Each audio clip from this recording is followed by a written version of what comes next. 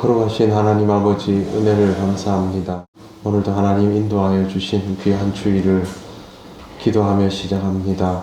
성령께서 우리와 함께 하셔서 말씀 따라 기도하는 이 시간 되게 하옵소서. 예수님 이름으로 기도드립니다. 아멘. 찬송가 401장 하나님께 찬양드립니다.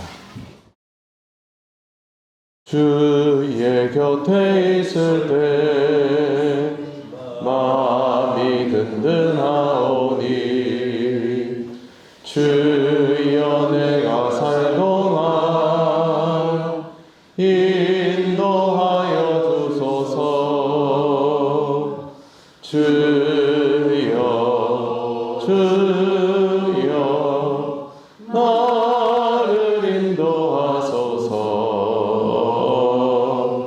빠른 세상 살 동안 주여 인도하소서.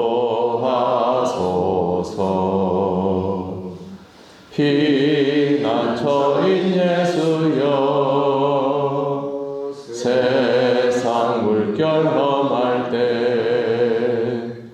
크신 은혜 베푸사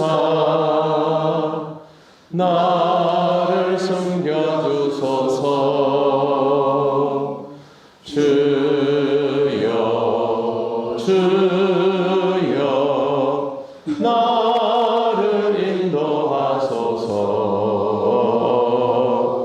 빠른 세상 살 동안 주여 인도하소서. 세상 풍파 지난 후 영화로운 나라와 눈물 없는 곳으로 들어가게 하소서. 주여 주여 나를 인도하소서. 빠른 세상 살 동안 주여 인도하소서.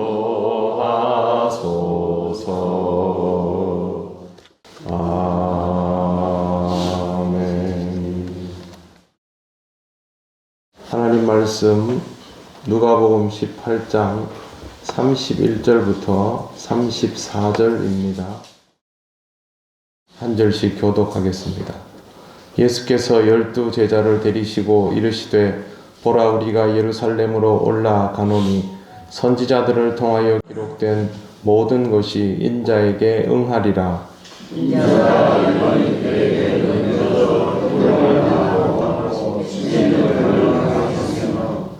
그들은 채찍질하고 그를 죽일 것이나 그는 3일 만에 살아나리라 하시되 제자들이 이것을 하나도 깨닫지 못하였으니 그 말씀이 감추었으므로 그들이 그 이르신 바를 알지 못하였더라. 아멘.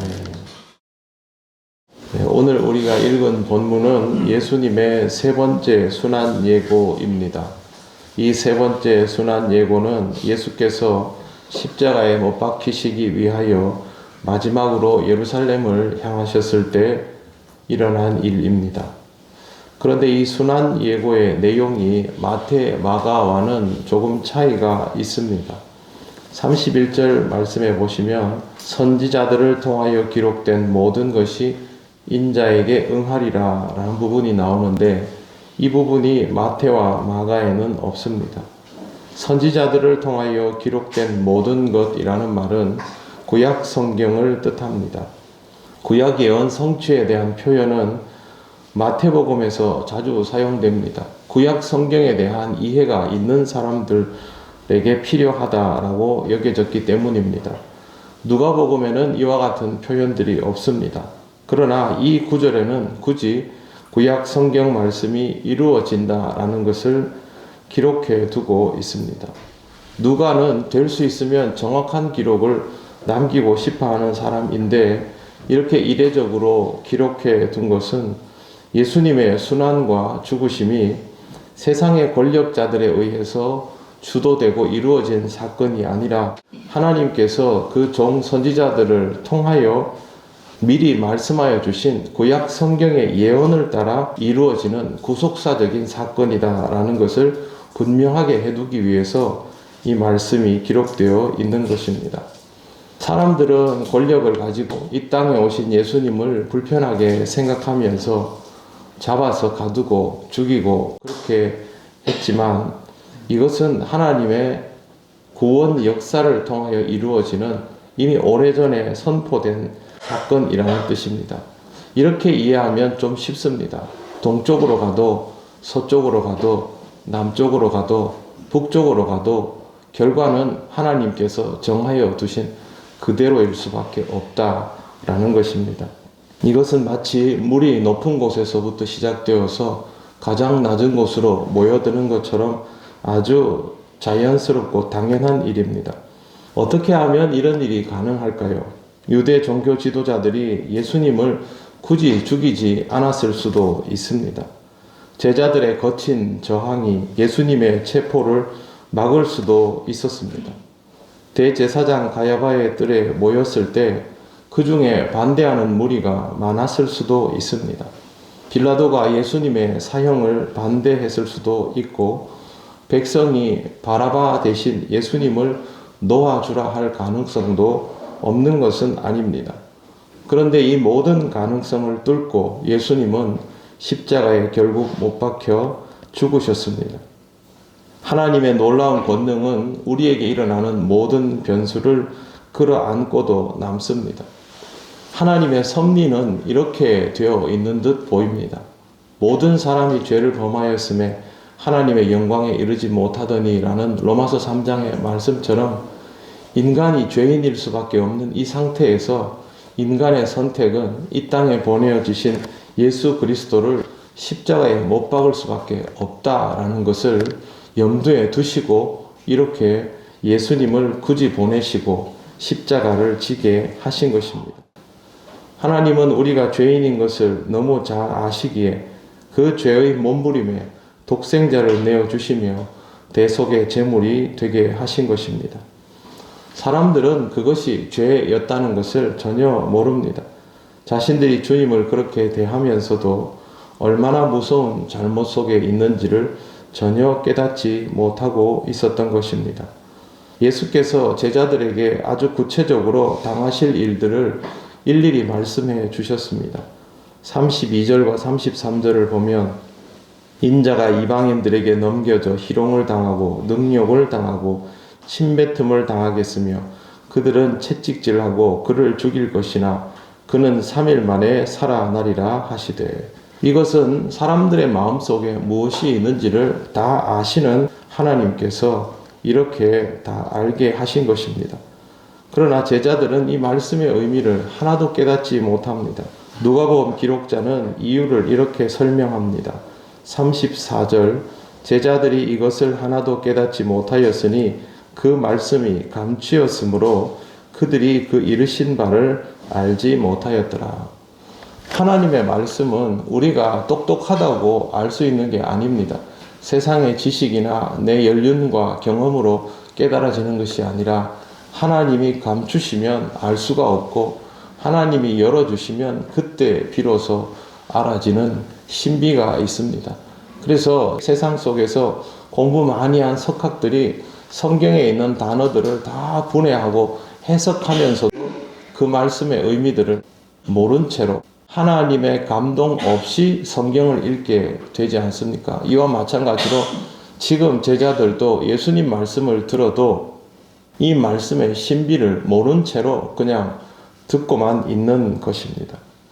제자들도 말씀의 의미를 모르고 또 예수님을 박해할 사람들도 자신들의 죄가 어떤 결과로 향하게 되는지도 모른 채로 지금 그 순간들을 살아가고 있습니다.